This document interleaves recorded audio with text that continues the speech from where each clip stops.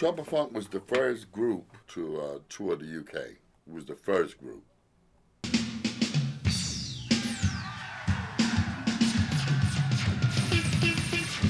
Then there was the group that really took it across the world by the name of Trouble Funk. They show us so much love. The man that put the go-go on the map, Max Kidd from Ted Records. Let's put it this way. This here was a music that had the same feel, the same gut as reggae, only it had the commercial feel. Right. That could go to the radio. First thing the program director or the DJs would say is, "You got some go-go?"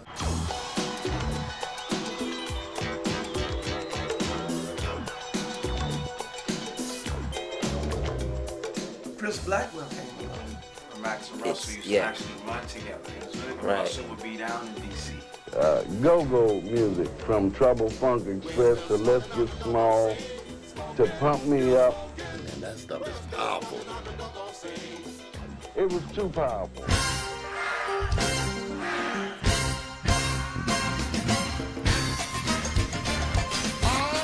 You know, he wanted to create Motown all over again when we was on to something totally fresh and different and new. Kurt was headlining. After we came on, it was like Kurt was playing to damn near empty house. You know what I'm saying? You can't come behind a band like Trouble Funk, man. Not back then. You know, not with no turntables. We got to do something. He kept saying that, right? Before we could actually work together, he went in there and took Pump Me Up. Pump me up! From the south to the west, to the east, to the north. Come on, Spoonie G, and go off, and go off. Yes, Sean. That became an official breakbeat. That became more of a breakbeat than it had recognition of being a rap record. There was a couple of records like that, you know, beats like this.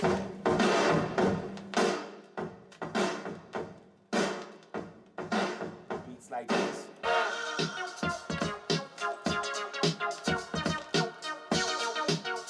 These are all fixtures in the hip-hop community. But also, you know, what we also did, we had go-go as a lot of our break beats. Official break beats, you know what I'm saying? Let's Get Small. Ain't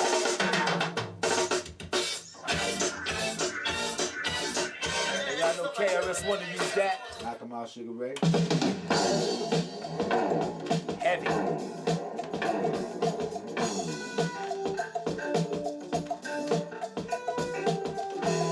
Say what? Play with the other side.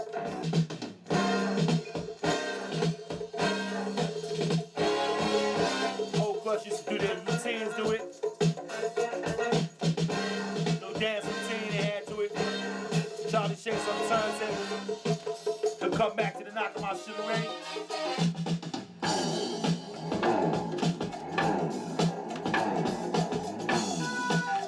That shit was heavy. This was heavy. Shout out to Big Chuck. I did a lot of shows with Chuck. Rest in peace, Chuck Brown. But he had one of the official breakbeats at our time. All the essentials was coming, all the essential breakbeats was coming up. This was one of them, definitely one of them. There were a lot of routines with it and everything. Keep what you got until you get what you need, y'all.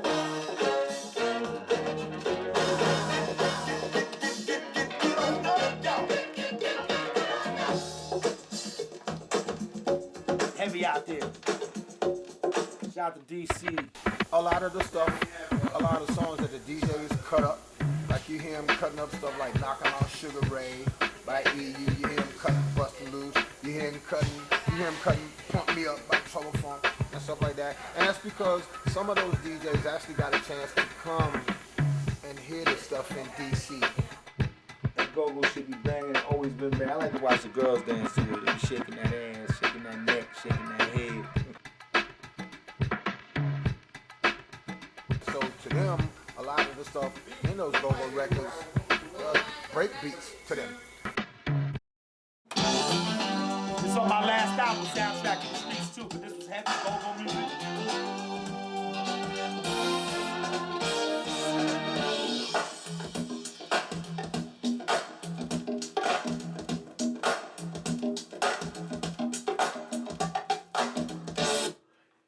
saying? That was big, but this was one of the biggest ones. You all know that. Triple Funk. Serious out there.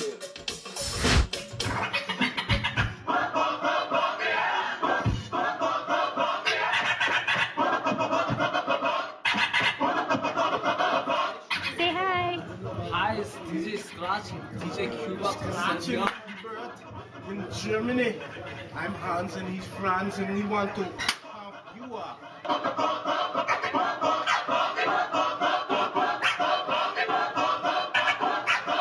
Yeah, I was told that Pump Me Up was like one of the baddest club scratch tunes out here.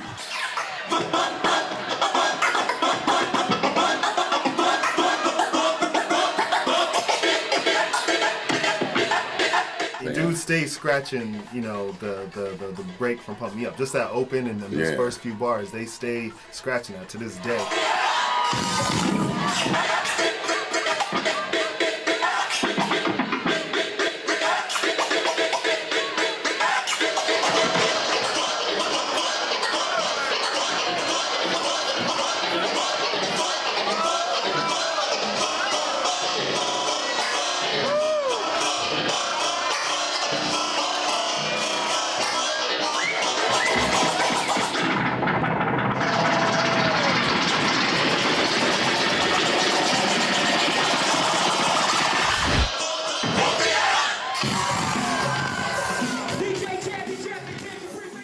That became an official break beat. That became more of a break beat than it had recognition of being a rap record. The guy Juice won the DJ battle with Pump Me Up.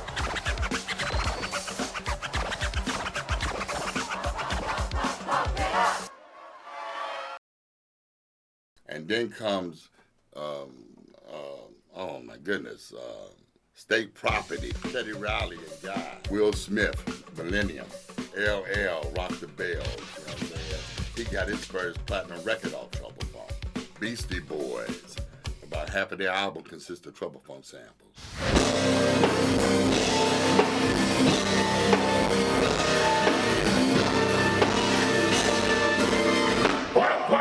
Pump me up!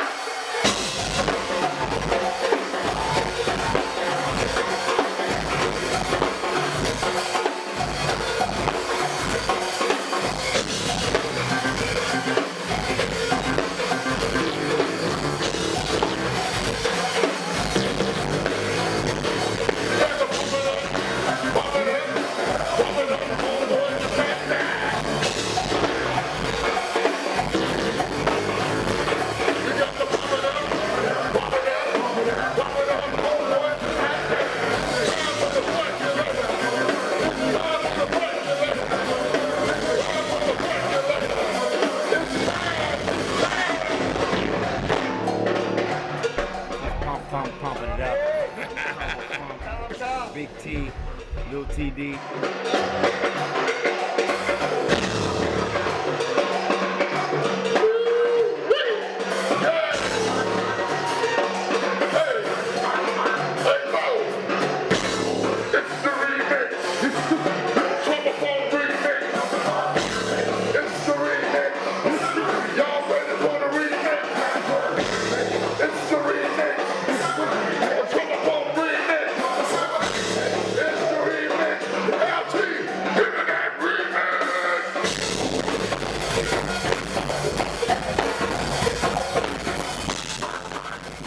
It's a good feeling knowing that we was able to make that kind of history and put out that kind of music that still stand the test of time.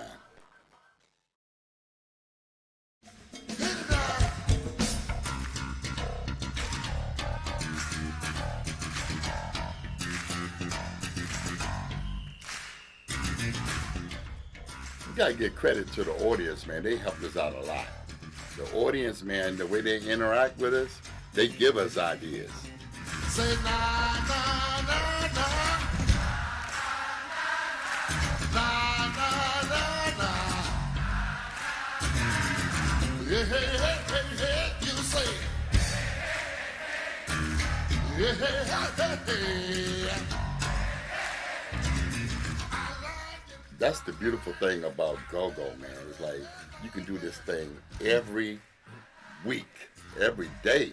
The way you interact with the audience is like you can play the same thing every time, but it'll be different. You'll hear different, you know, for the first time because of the ability to be able to improvise. Come on. Sing it for me louder. Say what? One more time. With Drop the Bomb, I was actually running late. That's how Drop the Bomb got created. Drop the bomb. Timmy, drop the bomb. Drop the bomb. You wanna drop the bomb? Drop the bomb. Timmy, drop the bomb. Drop the bomb. You wanna drop the bomb? Drop the bomb. Timmy, drop the bomb. Drop the bomb. You wanna drop the bomb? Drop the bomb. Say drop the bomb. Drop the bomb. I was running late for the theater. Got there. Like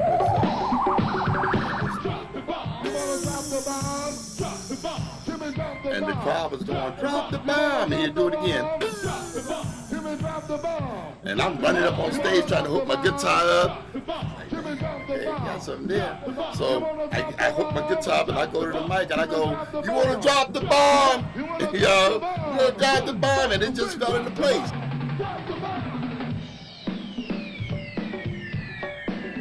And I go, and then he threw the new part in there, that do.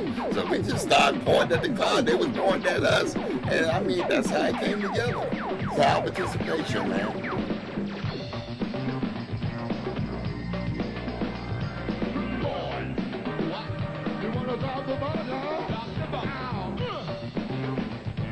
And that's why I say it's important.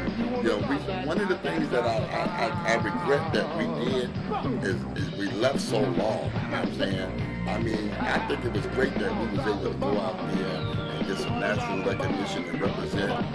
But, you know what I'm saying, I think we just left too long. We didn't come back to stay in touch with what was going on. Having the ability to play here every week, it gave us the opportunity to try new things and interact with the crowd, and that helped us be creative.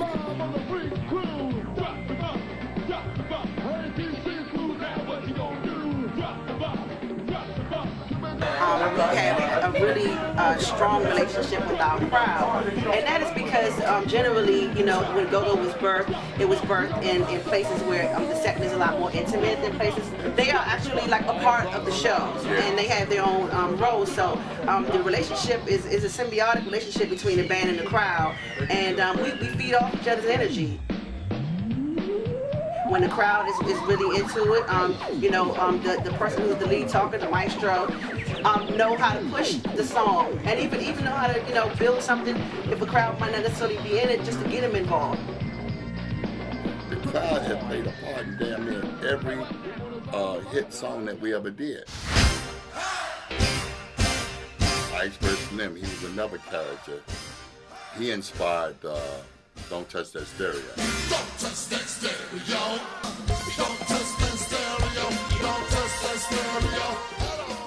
At the time, we was being sued, so we couldn't record as Trouble Funk anyway. This guy was about almost 7 feet tall, man, and he would be out in the audience doing stupid shit, man. I mean, like, oh, don't touch the, kill that roach, call the police. I mean, he would do whatever it took to just get a crowd around him. This dude right here, man, you know, I could do something with him. I took Iceberg up in the studio, man. I had to damn near hold his hand. I mean, this dude looked like he was in another world.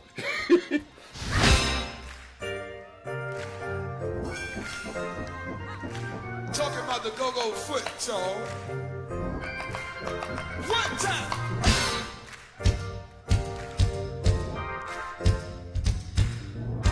What's up like that, monster? A 2 time.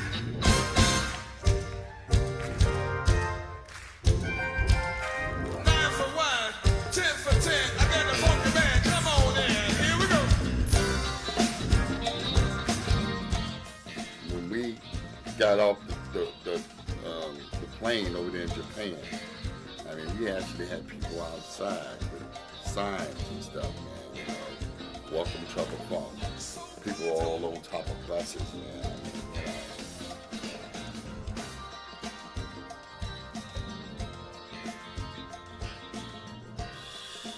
It was a beautiful thing, man. I mean, but I couldn't wait to get back home, for real. We had the experience. Now let's get back to life, back to reality. Let's get back to the grind, because this is what's going to keep us, you know what I'm saying, grounded. You know, and I knew it was important to stay grounded if we was going to last in this business, man. Some of the members, man, they got caught up. You know what I'm saying? They got caught up, and I could see how it can easily be done, you know. But it has to be we as a whole. If you're performing and one person mess up that show, they're not going to point that one person out. You know, it was always we. So even when, you know, I knew what time it was, you know, I still had to go down with the rest of them. You know what I'm saying? And that's cool, because, like I said, I stuck it out, and it was fun. We had fun doing what we did, man. We made some good money on the road, but we never really got the money that was due to us, you know, from the record companies.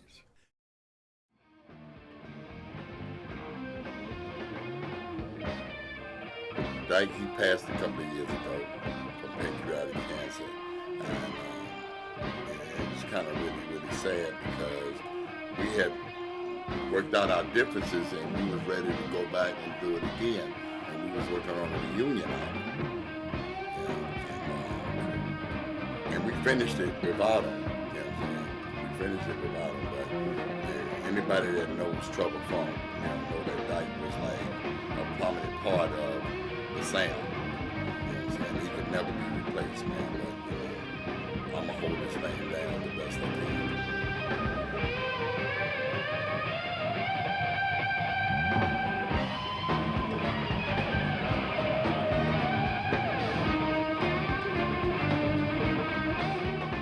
Taylor Reed, his brother, is a doctor now, you know, up here at John Hopkins Hospital. Doc Doc Avery, he's a chemist. All of these guys, man, they still love performing, so whenever I call them, they're right there for me. You know what I'm saying? But I only call them on, like, real important shows, you know what I'm saying, when I know the people really want to see the original members. Trouble funk, gon' funk it up, and it ain't no funk like trouble. Say what, y'all? Trouble funk, gon' funk it up, and it ain't no funk like trouble. Say it like you mean it now. Trouble funk, gon' funk it up, and it ain't no funk like one more time. Oh man, we've been everywhere. Yeah, we did everything but a South Africa tour. Yeah. I'm hoping I can get that one this time around, because it ain't open. You better get to me, and it ain't no funk like trouble funk. Trouble Funk continues to be a force in Washington, D.C. with live music, and the saga keeps going around the globe.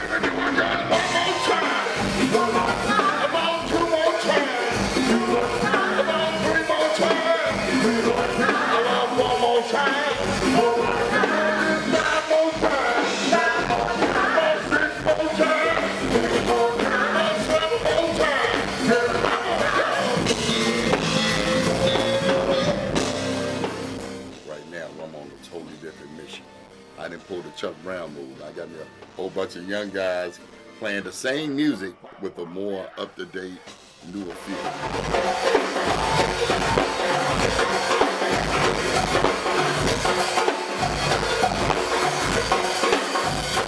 That's one of the things I learned from The Godfather, man. I mean, you know, you can play this stuff forever as long as you know how to change your style.